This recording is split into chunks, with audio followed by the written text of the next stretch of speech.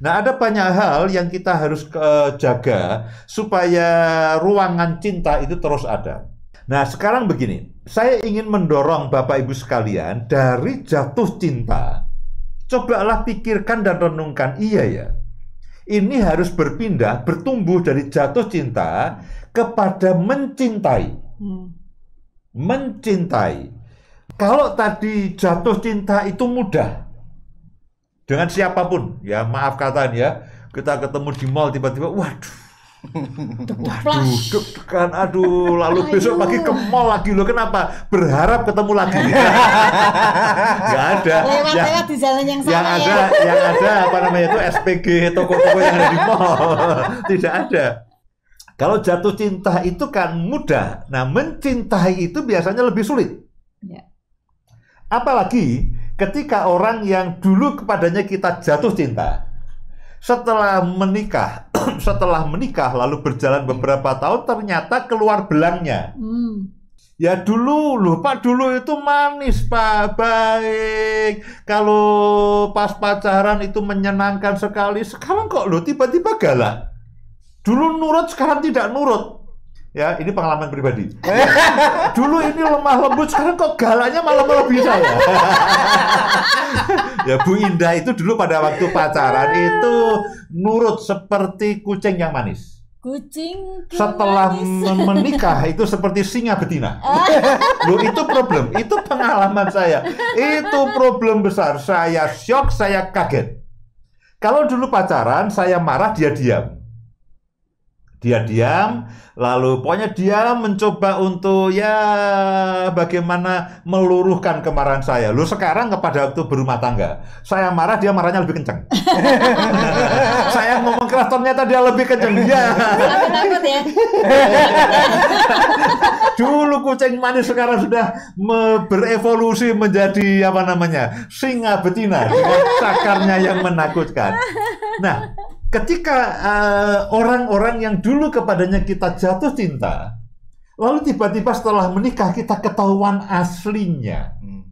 Ya, bukan berarti pada waktu jatuh cinta itu menipu, tidak. Tadi ada ungkapan begini, itu seperti fenomena gunung es.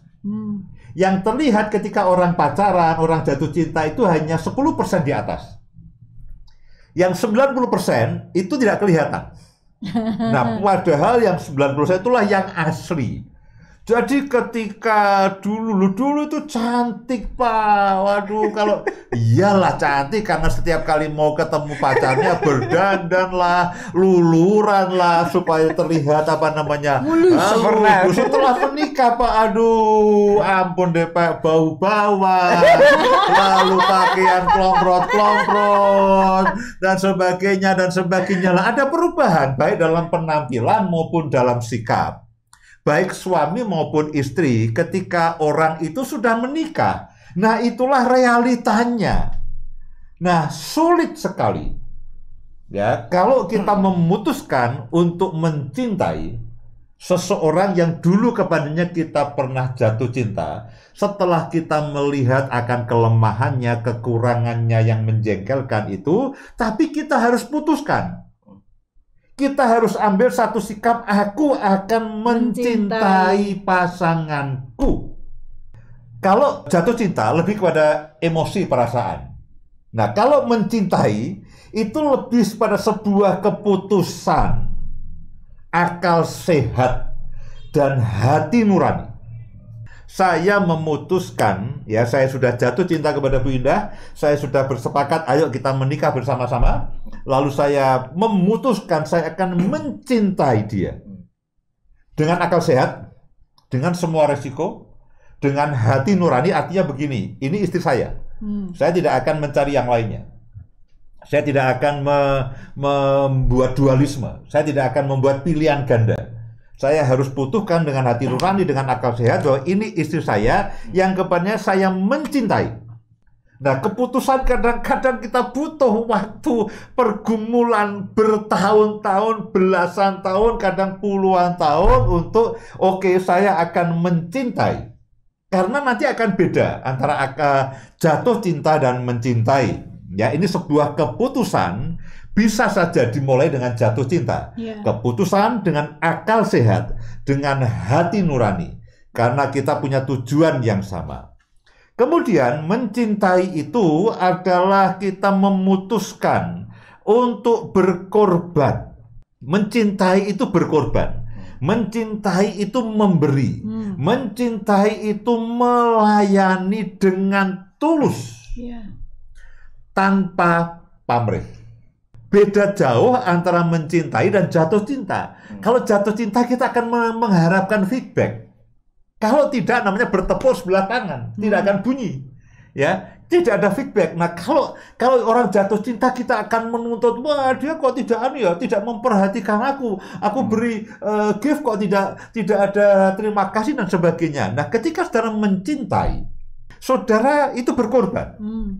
Mencintai itu berarti berkorban, mencintai itu berarti memberi apa yang dibutuhkan pasangan kita, melayani apa yang menjadi keperluan akan pasangan kita dengan tulus, tanpa pamrih apapun.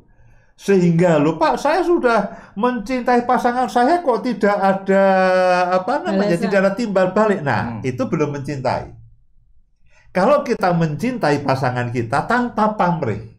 Nah, kalau mencintai rasanya cuma satu, berkorban, memberi, melayani dengan tulus tanpa pamrih. Tidak peduli respon pasangan kita seperti apa. Ya, respon pasangan kita mungkin ketika kita mencoba melayani, mencoba memberi yang dia butuhkan, setengah tahun nggak kerasa itu. Setengah tahun dilayani, setengah tahun kita berkorban, malah tidak tahu diri, malah mencak-mencak nggak karuan. Malah kita diinjak-injak. Malah kita diinjak-injak. Oh, kita sudah ngalah, malah dibuat kalah-kalahan. Jadi kalau kita ingin merajut kembali kehidupan keluarga kita, ya saya berharap keluarga kita dalam keadaan baik. Tapi kalau ini keluarga sudah seperti kapal pecah, ini keluarga seperti indekosan, orang hanya lalu lalang, tidak karu-karuan. Nah, mulailah putuskan, ya mencintai suami, mencintai istri, mencintai anak-anak kita. Dan kalau mencintai, persenjatai hidup saudara dengan yang namanya berkorban. Cinta itu berkorban. Cinta itu berarti kita memberi. Cinta itu berarti kita melayani. Cinta itu berarti kita memperhatikan apa yang menjadi kebutuhan pasangan kita. Anak-anak kita baik secara emosi, kebutuhan emosi, kebutuhan perasaan, kebutuhan batin, kebutuhan rohani, kebutuhan jasmani. Kita memperhatikan, lalu yang kita pikirkan itu begini, apa yang saya bisa lakukan, apa yang bisa saya katakan, sehingga semua kebutuhan itu terpenuhi. Ya, kebutuhan itu terpenuhi. Dan kalau kita menjadi orang yang mencintai, itu akan jadi orang yang berbahagia sekali. Karena apa? Kita tidak punya tuntutan. Orang yang paling susah itu adalah kalau orang menuntut, lalu yang dituntut tidak tahu, dan kita menuntut lalu kita tidak mendapatkan apa yang kita tuntut.